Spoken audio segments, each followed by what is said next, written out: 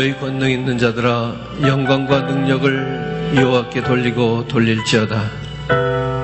여호와께 그의 이름에 합당한 영광을 돌리며 거룩한 옷을 입고 여호와께 예배할지어다.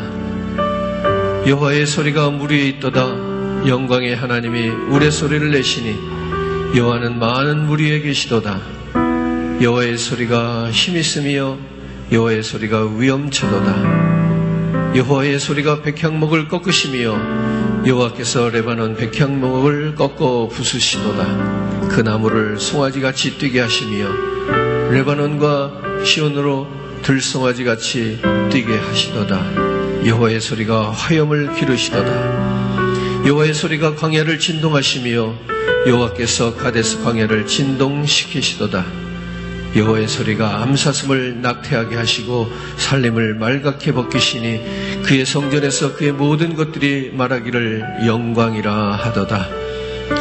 아버지 하나님, 오늘도 주의 은혜를 감사하며 예배하기 원합니다. 이 시간에도 우리의 삶에 여러 가지 많은 문제들과 무거운 짐을 내려놓고 주께 피하기를 원합니다. 오늘도 나를 영원히 부끄럽게 하지 마시고 주의 공의로 나를 건져 주시옵소서. 주의 구원을 간절히 바라며 예배합니다. 오늘도 반석과 산성이 되어 주셔서 오늘도 주의 이름 안에서 위로를 받으며 주의 능력을 공급받는 오늘 온전한 예배 되기를 원하였습니다. 하나님, 영으로 임하여 주시옵소서. 우리 가운데 자정하여 주시옵소서. 예수님의 이름으로 기도합니다. 아멘. 전능하사 천지를 만드신 하나님 아버지를 내가 믿사오며 그 외아들 우리 주 예수 그리스도를 믿사오니 이는 성령으로 잉태하사 동정녀 마리아에게 나시고 본디오 빌라도에게 고난을 받으사 십자가에 못 박혀 죽으시고 장사한 지 사흘 만에 죽은 자 가운데서 다시 살아나시며 하늘에 오르사 전능하신 하나님 우편에 앉아 계시다가 저희로서 산 자와 죽은 자를 심판하러 오시리라. 성령을 믿사오며 거룩한 공예와 성도가 서로 교통하는 것과 죄를 사해 주시는 것과 몸이 다시 사는 것과 영원히 사는 것을 믿사옵나이다. 아멘. 네, 오늘 같이 은혜 받으실 말씀, 오늘 본문 찾아서 같이 읽겠습니다. 오늘 말씀은요, 빌립보서 2장 3절과 4절 말씀입니다. 빌립보서 2장 3절, 4절 말씀을 읽겠습니다.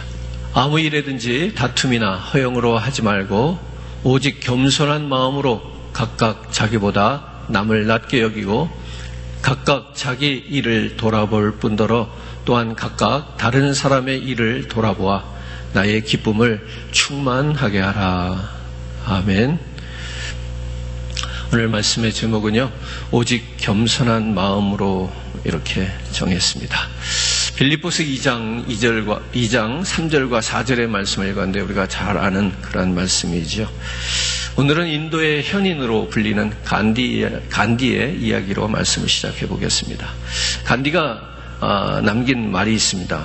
나는 예수 그리스도는 좋아하지만 그리스도인들은 좋아하지 않습니다. 왜냐하면 내가 아는 그리스도와 그리스도인의 삶은 너무나도 다르기 때문입니다. 라고 하는 유명한 말을 남겼습니다. 왜 이런 말이 나왔는가? 우리가 다 짐작하셨겠지만 기독교인들이 사랑은 말하지만 실제로 그렇지 않더라는 겁니다. 간디가 자신의 경험을 통해서 이런 이야기를 한 것이죠. 영국에 유학을 갔을 때 있었던 일이었습니다. 영국은 기독교 국가라고 할 수 있겠죠. 그 모든 사람들을 만나서 당신의 종교가 뭡니까? 그러면 전부 다 기독교라고 합니다. 자신을 크리스찬이라고 말합니다. 그런데 간디가 혈색이 다르다는 이유로 그 영국에서 유학을 하면서 많은 차별을 당했던 겁니다. 하루는 간디가 버스를 탔는데 여기는 백인들이 타는 버스지 너희와 같이 유색인종이 타는 것이 아니다 라고 해서 버스에서 억지로 내려지는 그런 일을 당하기도 했다고 합니다. 이렇게 피부색이 다르다는 이유로 영국 사람들이, 즉 크리스천들이 간디를 무시하고 그를 자신들보다 나은 사람으로 여기지 않았다라는 것입니다. 그 결과 지금 인도 땅에는 기독교를 받아들이려고 하지 않고 있고요, 힌두교로 가득 차 있습니다. 이런 얘기입니다. 어느 누구 어느 민족이라도 위선적인 종교를 받아들일 리는 없다는 것입니다. 말로는 사랑을 얘기하면서 사람을 무시하는 이런 이중적인 종교를 어떻게 참 종교로 여길 수 있겠는가 하는 것입니다. 인도는 예수님의 제자 도마가 인도까지 가서 복음을 전했다고 전해지는 전설이 있습니다. 그렇기 때문에 그 전설에 의하면 인도는 2000년 전에 이미 복음을 받았던 선교의 역사를 가지고 있습니다. 그럼에도 불구하고 아직까지도 기독교 인구가 3%를 채 넘지 못하는 그런 아주 열악한 환경에 있다는 것입니다. 이 근원을 어디서 찾자는 얘기인가 하면 그리스도인들이 사랑을 말하면서 사랑을 실천하지 못하는 이런 이중적인 모습, 그 잘못 때문에 결국에는 이 결과를 초래하게 됐다는 이야기입니다. 남을 나보다 낮게 여기지 못한 우리 그리스도인들의 잘못으로 인해서 그 인도의 인구가 약 10억이 된다고 하는데 그 많은 사람들이 지금까지도 기독교를 받아들이지 아니하고 기독교라고 하면 치를 떨고 그들은 힌두교 신들을 섬기면서 멸망의 길로 가게 되었다라는 이야기입니다. 남을 나보다 낮게 여기지 못하는 것, 다른 사람을 나보다 못한 사람으로 여기는 태도, 이것이 별것 아닌 것 같지만, 작은 일인 것 같지만 그 작은 일이 이 엄청난 결과를 가져왔다는 것을 생각해 봅니다. 오늘 우리가 남을 나보다 낮게 여기지 못하는 것, 작은 일이 아니라 그로 인해서 엄청난 악영향을 초래할 수 있다는 사실을 오늘도 이 시간에 우리가 마음에 새기기를 원합니다. 이제 오늘 본문 말씀으로 우리가 들어가 보면 오늘 본문 말씀은 말씀합니다. 오직 겸손한 마음으로 각각 자기보다 남을 낮게 여기라 이렇게 말씀합니다. 여기 겸손에 대한 정의를 내려놓은 거예요. 성경이 말하는 겸손의 정의는 오늘 본문에서 뭐라고 그랬어요? 각각 자기보다 남을 낮게 여기는 것이 겸손이라는 거예요. 자, 이 겸손에 대해서 좀 더 생각해 봅니다. 이 겸손이라는 말의 원어의 뜻을 살려서 해석을 해보면 이렇습니다. 자신을 자기의 가치 이하로 낮게 여기는 마음의 자세. 자기가 자기 자신을 자기의 가치보다 낮게 여겨야 된다는 얘기입니다. 그리고 이 말은 당시에 굽실거리면서 복종하는 노예의 모습으로 설명했습니다. 그런 때에 사용했던 말이 이 겸손이라고 하는 말입니다. 그렇기 때문에 헬라인들에게 있어서 이 겸손이라는 것은 미덕이 아니었어요. 지금은 우리가 겸손해야 된다는 것을 교육을 받았고 그것을 미덕으로 생각합니다. 겸손한 것은 좋은 것이다 이렇게 이야기한단 말입니다. 그래서 겸손한 사람을 우리가 높여주죠. 근데 오늘 본문에서도 우리가 성경에서도 보면 알 수 있듯이 예수님의 제자들도 겸손하지 않았어요. 그들은 겸손을 몰랐어요. 여러분들 잘 아시는 사건이 있잖아요. 예수님께서 제자들의 발을 씻기셨잖아요. 왜 예수님이 제자들의 발을 씻기셨어요?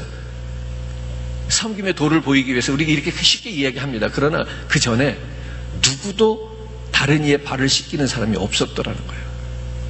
겸손할 줄 몰랐어요. 이렇게 겸손한 모습으로 있으면 높아지는 것이 아니라 겸손한 모습을 보여주면 내가 다른 사람보다 못하다는 것을 스스로 인정하는 것이었다는 얘기죠. 그래서 다른 사람들로부터 무시를 받게 되니까 어떻게 하든지 자신이 남들보다 높은 사람으로 여겨지기를 원했던 겁니다. 그래서 사도 바울이 오늘 그런 마음의 자세를 가지고 있는 빌립보 교회 성도들에게 이런 이야기를 하는 거예요. 겸손한 마음으로 남을 나보다 낮게 여겨라. 이 본문 뒤로 이어지고 있는 말씀을 보면 알 수 있듯이 예수님은 하나님과 본체셨지만 겸손히 인간이 되셨다는 것을 이야기하는 거예요.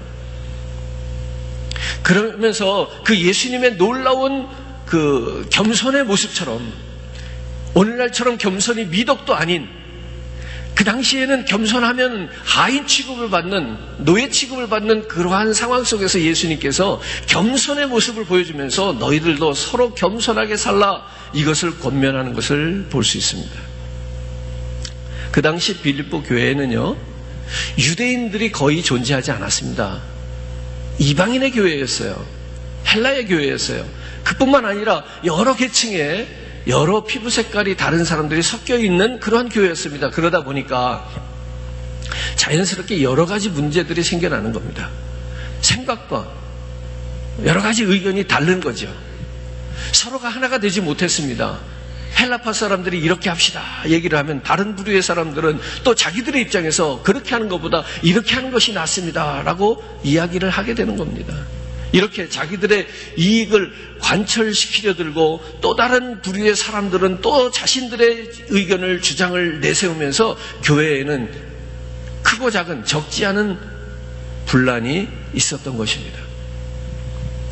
서로 다른 사람들이 모였기 때문에 다른 사람들을 나와 다른 생각을 갖고 있는 사람으로 이해하고 존중해주면 좋았을 텐데 나와 다른 생각을 갖고 있다고 해서 그 사람은 틀린 사람이다라고 정의를 해버리는 것이 문제라는 겁니다. 사실 미국이라고 하는 이 유나이티드 스테이트라고 하는 이 미국의 힘은 어디서 나오는가 하면 서로 다른 사람들이 같은 나라를 이룬 데서 엄청난 힘이 나오는 거예요. 다르다라고 하는 것이 틀렸다라고 이해하면 안 된다는 얘기입니다. 서로 다르다라고 하는 것을 서로 존중할 수 있으면 좋겠다는 얘기입니다. 서로 다르다는 것은 다양성을 이야기하는 겁니다. 그렇기 때문에 거기에 힘이 나오는 거예요.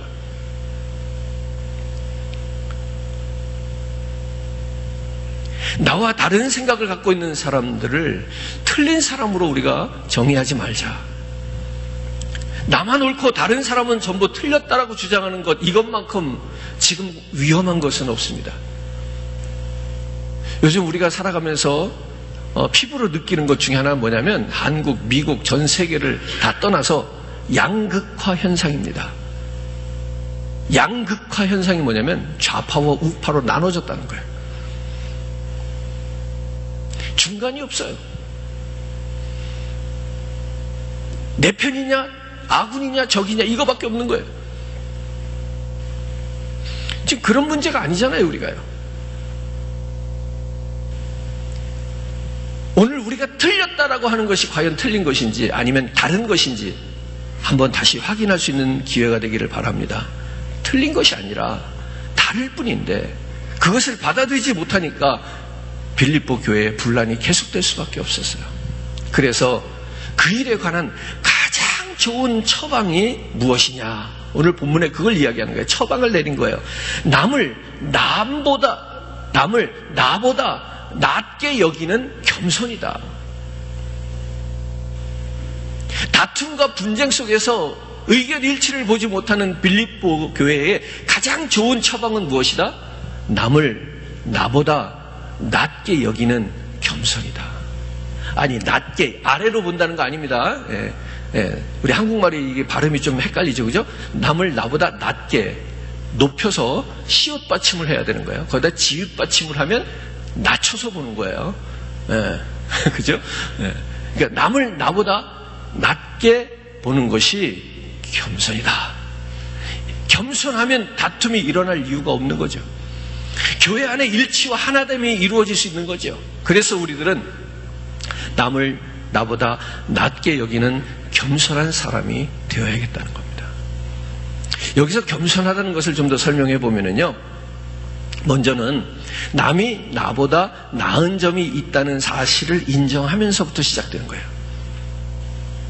겸손은 다른 사람이 나보다 나은 점이 있다는 사실을 인정할 때에 나오는 자연스러운 우리 마음속에서 그 진솔한 마음이 겸손이란 말이에요. 오늘날 우리 현대인들에게는 알게 모르게 그래도 내가 남보다는 낫지라고 하는 마음이 깔려 있을 때가 있단 말이에요. 이 교만한 생각이죠. 특별히 많은 것을 소유한 분들이 이 위험에 빠질 확률이 높아요. 많은 것을 소유한 사람들을 일방적으로 나쁘게 평가하려고 그러는 건 아닙니다. 그러나 많은 걸 소유한 분들이 이러한 내가 너보다 낫지라고 하는 의식을 속으로 이렇게 가지고 있을 경우가 훨씬 더 많다. 훨씬 더 많다. 확률적으로 많다는 얘기입니다. 절대적이 아니고. 자, 그럼 소유가 뭐냐? 재산만 소유냐? 아니요. 지식도 소유입니다. 여러분들 건강도 소유입니다. 젊다라고 하는 나이도 소유가 될 수 있고 나이가 많다라고 하는 것이 또 소유가 될 수도 있습니다. 이렇게 무언가를 많이 가지고 있는 사람일수록 내가 너보다 낫지 라고 하는 이 교만에 사로잡힐 확률이 높습니다. 마음 한구석에 늘 그런 마음이 자리 잡고 있는 거예요. 너보다는, 남들보다는 내가 낫다라고 하는 그 자존감이 높이 세워져 있는 거예요. 그렇기 때문에 무엇하기가 어렵다? 겸손하기가 어렵다. 그러면 소유가 없는 사람들, 물질적으로 가난하고 배움이 없고 건강이 없고 한 사람은 다 겸손한 거냐? 그런 얘기를 하려는 건 아닙니다. 내가 남들보다 뭔가 나은 점이 있다고 생각하는 것이 아니라 반대로 다른 사람이 나보다 나은 점이 하나라도 더 있다라고 여겨지고 생각하는 그러한 생각이 내게 진심으로 있을 때 우리들이 겸손할 수 있다는 얘기입니다. 남이 나보다 나은 점이 있다는 것을 먼저 인정해야 우리가 겸손해질 수 있는 것, 이거 당연한 이야기죠. 제 얘기를 잠깐 해보면 그렇습니다. 저도 제가 남들보다 나은 사람이라고 여겼던 때가 있었습니다. 목회하시는 아버님 밑에서 나와서 자라서 교회에서만 컸습니다. 그냥 인간적으로 볼 때는 참 순수하고 정의로운 청년이었습니다. 하나님의 법을 어기는 것 같지도 않았고 어떤 윤리와 도덕으로 잘못된 일을 한 것도 없는 것 같고, 그런 제 눈에는 잘못을 저지르며 죄를 지며 살아가는 사람들은 인간같이 보이지도 않았어요. 그러니 자연적으로 어떤 일을 쉽게 하는가 하면 정죄하는 일을 쉽게 합니다. 옳고 그름을 선을 긋는 일을 쉽게 한다는 거예요. 참 교만했던 때가 있었습니다. 그렇게 내 안에는 교만으로 가득 차 있었지만 겉으로는 남들 보기에는 겸손한 척하면서 그들 앞에 허리를 숙이기도 하고 인사를 나누고 겸손한 태도를 보입니다. 속으로는 뭘 하고 있어요? 정죄를 하고 있는 거예요. 당신이 그런 것도 지키지 못하고 당신이 그렇게도 신앙적으로 살지 못하면서 인간 같지도 않고 직분을 받았다면서 하면서 속으로는 판단을 다 하고 있으면서 겉으로 볼 때는 겸손한 척 그 사람들 앞에 허리를 숙이며 인사도 하고 했단 말입니다. 저도 젊은 시절로 돌아가면 한때 교육 전도사로 교회를 섬기면서 그 당시 잘 나가는 전도사였습니다. 그러다 보니까 본의 아니게 상당히 교만해지기도 했었던 것 같습니다. 그런데 이렇게 교만했던 저의 교만이 하루아침에 깨어지더라고요. 저희 이 교만이 깨어지기 시작한 그 결정적인 계기는 뭐냐면 한마디로 내가 죄인이 될 때부터였어요. 내가 죄를 짓고 내가 죄인이라고 하는 사실을 인정하는 그 순간부터 나의 이 교만은 깨어지기 시작했어요. 내 자신에게 문제가 생겼고 그걸로 인해서 가장 완벽한 인간이라고 생각했던 내 자신이 한없이 속절없이 추락하는 것을 경험한 겁니다. 나는 저런 사람들과는 다른 삶을 살고 저 사람들처럼 죄 안 짓고 살 것 같았는데 내가 죄인이 되고 보니까 나 또 아무것도 아니다라는 걸 알게 된 거예요. 내 인생에 일어날 거라고는 상상도 못한 일들이 일어납니다. 그리고 그 문제를 풀어가는 과정 속에서도 내가 얼마나 이기적으로 그 문제를 대처하는지, 불의와 타협을 하는지, 어떤 상황 속에서 내가 얼마나 이권을 따르는 결정을 하는지, 이런 제 자신의 모습을 통해서 자아는 끝없는 수렁으로 빠지는 것 같은 그런 끔찍한 고통을 경험하면서 깊은 신음을 하면서 시간을 보냅니다. 그 후에 비로소 깨달은 게 그거죠. 내가 최고도 아니고 내가 가장 깨끗한 사람도 아니구나. 목사인 제가 가장 깨끗하고 가장 경건하게 살아야 되겠지만, 그러나 가장 깨끗하고 가장 경건한 상태에 있을 때 얼마나 목사가 교만해질 수 있는지, 중요한 건 뭔지 아십니까? 그 교만으로 인해서 성도들이 받을 상처입니다. 목사가 가장 온전한 상태에서 죄와 상관없는 아주 순결한 상태에서 목사가 목회를 하고 말씀을 선포하다 보면 겉으로는 다 성도를 사랑하는 것 같을지 모르겠지만 성도들이 다 죄인으로 보일 뿐이에요. 어떻게 저러고도 인생을 저렇게 살 수 있나, 하나님 앞에 부끄럽지도 않나, 이렇게만 보이는 거죠. 그게 성도들 입장에서 보면 큰 상처가 될 수 있다는 거예요. 그거를 나중에 아는 거예요. 늦게라도 목사가 된 후에 제 자신이 가장 큰 죄인이라는 것을 인정하면서 목회를 할 때 비로소 주변의 성도님들이 내가 교만한 가운데, 나 혼자 의롭다고 생각하는 그런 가운데서 목회할 때 성도들이 받았을 상처가 상상이 가더라는 거죠. 이게 굉장히 역설적인 이야기입니다만, 그러니까 목사가 죄인이 되고 나니까, 목사가 흠이 생기고 나니까 내가 교만할 것도 없고 내가 남을 비판할 것도 없었다라는 얘기. 그러면서 성도들의 아픔을 조금 더 이해할 수 있는 목회를 할 수 있었다라는 그런 이야기지요. 그러니까 그렇잖아요. 우리 목사님이 깨끗하고 온전했으면 좋겠어요? 아니면 우리 목사님이 흠이 많고 죄가 많은 목사였으면 좋겠어요? 이게 이제 또 좀 헷갈리죠? 그러나 오늘 본문을 우리가 이해하면서 한 가지 확인할 수 있는 건 뭐냐면, 목사도 성도가 나보다 낫다라고 여기는 겸손으로 목회를 해야 된다는 사실입니다. 오늘 마스크를 끼고 계셔서 아멘을 못하는 건가요? 속으로는 다 하셨나요?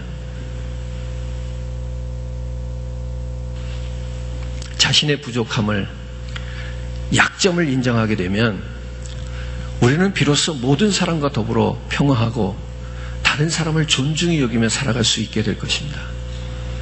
그러기 위해서 우리가 다른 사람들에게서 나보다 나은 점이 무엇인가를 발견할 수 있는 눈이 필요해요. 우리가 남을 나보다 나은 자로 여기지 못하는 것은 먼저는 남이 나보다 나은 점이 있다는 사실을 인정하려고 하지 않기 때문이죠. 그래서 우리는 자신의 부족함을 인정해야 하고, 그리고 더 나아가서 다른 사람에게서 나보다 나은 점이 무엇인지를 자꾸 찾아내는, 그것이 보여지는 그런 눈이 있어져야 된단 말입니다. 어느 교회에 한 권사님이 계셨더랍니다. 이거는 인터넷에도 많이 나오는 예화입니다. 오해 없이 들으시기 바랍니다. 그분이 신앙에 있어서 상당한 교만을 가지고 있는 분이셨대요. 특히 자신은 새벽 예배가 끝나고 1시간이 넘도록 기도한다는 것에 대해서 자부심이 대단했던 분이었어요. 그러다 보니까 다른 사람은 나보다 나은 사람으로 여기지 못했던 거예요. 다른 사람들을 보면서 저 사람들은 왜 저렇게 기도도 하지 않고 신앙생활을 왜 저렇게밖에 못할까, 이런 생각을 가지면서 비판을 하게 됐던 거예요. 자, 그런데 이렇게 비판을 하면서 보니까 다른 사람들에게서 자기보다 나은 점을 발견할 수가 없었더라는 거예요. 특히 그 권사님은 자기의 라이벌처럼 생각하는 한 집사님이 계셨는데, 이상하게도 성도들은 그 신앙이 훌륭한 자기에게 이렇게 친화적인 것이 아니라 자꾸 그 성도님들의 마음은 그 자기의 라이벌 집사님에게로 쏠리는 거예요.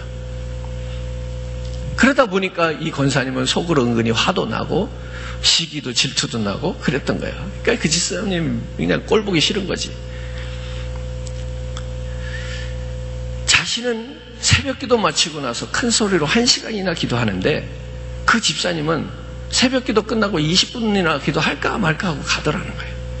그래서 속으로 그렇게 위로를 했대요. 적어도 내가 기도 생활만큼은 저 집사님보다 내가 더 낫구나. 그런데 어느 날 권사님이 실수로 시계를 잘못 보셔서 새벽 1시부터 일어나갖고 서둘러서 교회에 일찍 나오게 됐더랍니다. 새벽 예배 시간보다도 1시간 일찍 교회를 나오게 됐는데, 아직 시계를 보니까 4시밖에 안 됐는데 누가 벌써 와서 기도하고 계신 분이 있더래. 누구겠어요? 그분은 그 권사님이 라이벌이라고 생각했던 그 집사님이었던 거야. 그러니까 이 집사님은 새벽 기도 끝나고 20분만 기도하고 가는 분이 아니셨던 거예요. 자기는 새벽 예배 마치고 1시간 기도를 하는, 기도 생활을 하면서 20분밖에 기도 안 한다고 그 집사님을 나보다 아래로 봤는데, 알고 보니까 그 집사님은 새벽 기도 하기 전에 이미 나와서 1시간 이상 기도를 하고 새벽 예배 마치고 20분 더 하고 가신 분이었어요. 이 권사님이 이 사실을 알게 된 후로 그 집사님을 자신보다 더 나은 사람으로 여기게 되었더랍니다. 그러면서 그 집사님을 존경하게 되었고요, 자신의 신앙적인 교만들을 회개하면서 다른 사람들을 겸손히 잘 섬기는 권사님이 되셨다는 이야기가 있습니다. 원하기는 우리들도 다른 사람에게서 나보다 나은 점을 자꾸 발견해 갈 수 있기를 바라는 겁니다. 내가 잘난 것처럼 여기면서 교만하면서 살아갈 것이 아니라 다른 사람들에게서 나보다 나은 점을 계속해서 발견해 나가는 우리들이 되었으면 좋겠습니다. 우리가 다른 사람에게서 나보다 나은 점들을 더 많이 발견해 나갈수록 우리는 스스로 겸손해질 수 있는 것이고, 남을 나보다 낮게 여기는 사람들이 많아질수록 하나님의 나라는 점점 확장되어져 갈 것이라는 겁니다. 그리고 마지막으로 겸손한 사람이 되기 위해서 가장 중요한 것이 있습니다. 그건 무엇인가 하면, 우리의 생활 속에서 남을 나보다 나은 존재로 여기는 것뿐만이 아니라 대우를 해줘야 된다는 겁니다. 기본적으로 다른 사람에게 나보다 나은 점이 있다는 사실을 인정하고 나보다 나은 점을 발견해 나아가면서 끝나는 것이 아니라 우리는 실제적인 생활 속에서 정말 나보다 나은 사람으로 그 사람을 대우해 주면서 살아가는 실천이 있어야 되겠다. 교회에서도 교회의 직분은 역할의 차이에 따른 역할에 따르는 직분인데 이걸 수직적인 계급으로 인식해서 소위 말하는 높은 직분을 가진 사람들이 그렇지 못한 분들에 대해서 그들을 나보다 낮은 사람이라고 여기는 일이 없기를 바라는 거예요. 오늘 저와 여러분들이 서로를 다른 이들을 나보다 나은 사람으로 여긴다라고 말하신다면 그분들을 그렇게 대우해 주라는 거예요. 여러분들의 가정에서나 직장에서나 교회에서나 정말 남을 나보다 낮게 여기는 마음의 생각의 정도가 아니라 실제적으로 나보다 나은 사람으로 대우해 주면서 살아간다면 여러분 가정도 직장도 교회도 반드시 좋은 일이 일어날 것입니다. 왜 그런가 하면 하나님의 나라의 가치는 하나님 나라의 핵심 가치는 어디 있는가 하면 사람에게 있습니다. 그렇기 때문에 그 사람을 나보다 나은 사람으로 대우해주고 높여주는 일은 그 하나님의 나라를 왕성하게 할 것입니다. 예수님이 우리를 그렇게 사랑하셨듯이 우리도 사람들을 존중하면서 사랑하면서 살아야 된다는 이야기죠. 그렇게 하다 보면 내가 무시를 당할 수도 있습니다. 그럴지라도 우리는 겸손해야겠습니다. 하나님의 나라의 핵심 가치가 사람에게 있다는 사실을 잊지 않기를 바랍니다. 우리가 남을 나보다 낮게 여기면서 사람들을 존중하고 겸손하게 섬기면서 사는 것이 바로 하나님 나라를 이 땅 가운데 세워가는 일입니다. 내가 미워하고 있는 그 사람, 그런데 그거 아십니까? 나는 그를 미워할지라도 하나님이 그를 사랑하신다면 오늘 내가 미워하는 그 사람, 하나님은 그 사람을 구원하시기 위해서 예수님을 보내주셨다는 사실을 기억해야 합니다. 내가 미워하는 사람마저도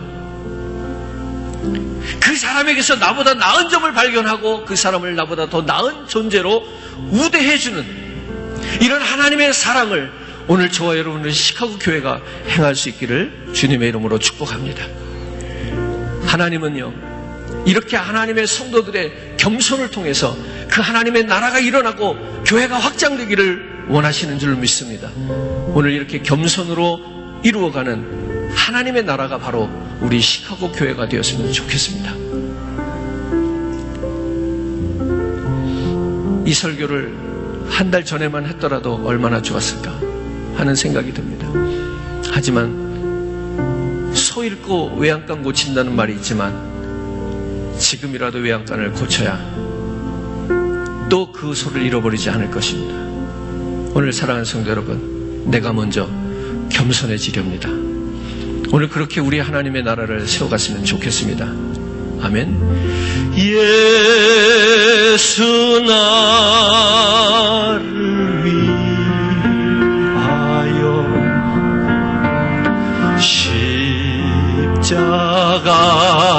십자가를 질 때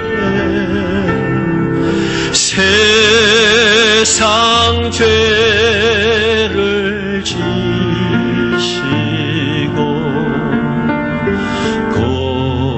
고쳐다. 오늘 나를 위해서 주님이 겸손해지셨습니다.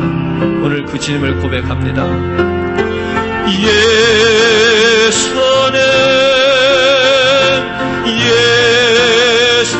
예수는 나의 죄 위하여 보배 피를 흘리니 죄인만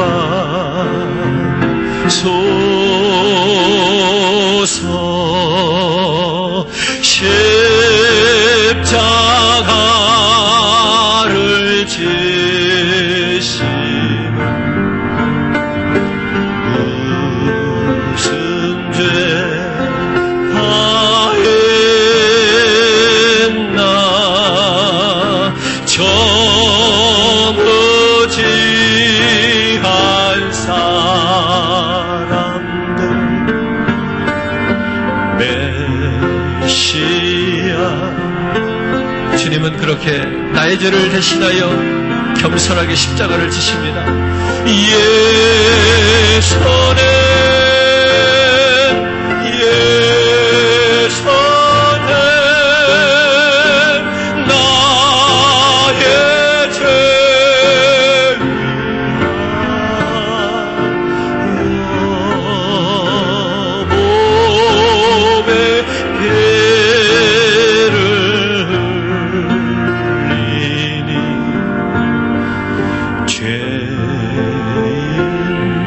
한번 고백해요. 예수님, 예수님, 나의 죄를 위하여. 예수님,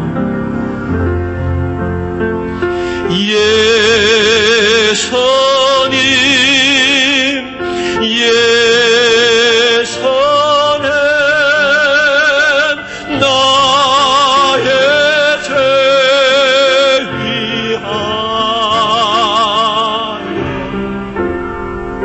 위하여 보배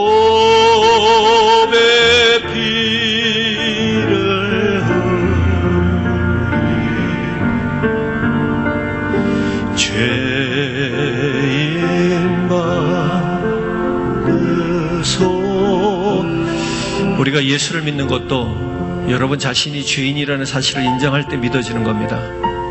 오늘 이렇게 한번 기도하겠으면 좋겠습니다. 하나님, 내 안에 교만을 꺾어 주시옵소서. 내가 얼마나 큰 죄인인지를 확인시켜 주시옵소서. 내가 죄인이라는 사실이 확인되어야 다른 사람이 나보다 낫다는 사실을 인정할 수 있습니다. 하나님, 내가 저보다는 낫겠지라는 이 어리석었고 미련한 생각을 버리게 하여 주시옵소서. 우리 교회가 겸손해짐으로 남을 나보다 낫게 여김으로 하나님의 나라를 아름답게 세워가는 그런 시카고 교회 되기를 원합니다. 이런 마음으로 우리 한번 회개하면서 이 시간에 기도합시다. 살아계신 아버지 하나님, 오늘도 주님 앞에 엎드립니다. 주의 은혜와 사랑으로 아버지 하나님 붙들어 주시기 원합니다. 주의 성령으로 아버지 하나님 인도하시고 하나님 채워주시기 원합니다. 주님 능력을 더하여 주시기 원합니다. 우리 마음속에 하나님 보내주시고 하나님 서로 아버지 서로 높여주지 못한 주시옵소서. 오늘도 주님 앞에 하나님 엎드립니다. 손들게 하여 주시옵소서. 사도 바울이 자신을 죄인에게 괴수라고 고백했던 것처럼 오늘 내가 그 죄인 중에 괴수임을 고백합니다. 하늘의 은혜와 사랑으로 하나님 만져주시고 하나님 역사해 주시고 주의 사랑으로 하나님 붙잡아 주시고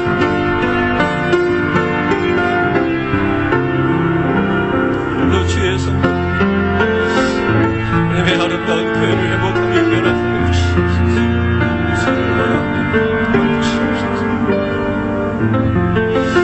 주를 사랑합니다. 하나님 고백합니다. 주님의 겸손을 생각하며 우리 한 번 더 고백해요. 예수님,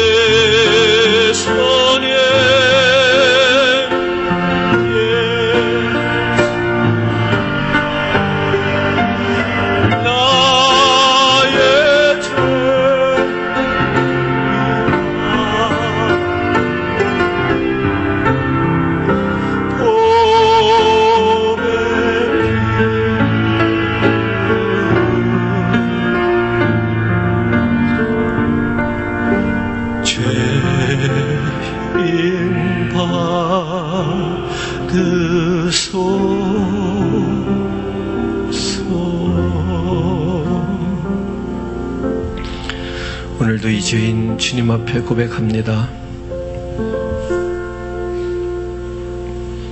겉으로는 겸손한 척하지만 속마음은 여전히 교만했던 자신을 고백합니다. 하나님,